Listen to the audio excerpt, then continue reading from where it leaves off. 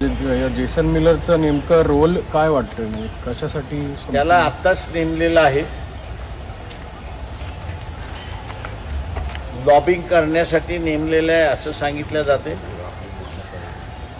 आणि आत्ताच्या परिस्थितीमधलं लॉबिंग जर आपण बघितलं तर कारवाई पाकिस्तान विरुद्धची जी कारवाई आहे त्या कारवाईच्या संदर्भातलं लॉबिंग करण्यासाठी त्यांना नेमण्यात आलेलं आहे का, आणि त्यांना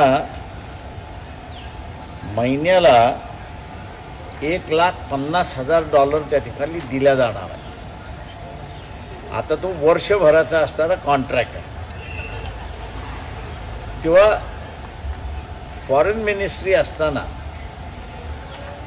आपल्याला हे जेसन मिलर नावाचे सारखी व्यक्ती नेमण्याची काय गरज आहे याचा खुलासा शासनाने मोदी सरकारने करावा अशी मागणी आम्ही त्या ठिकाणी करतो।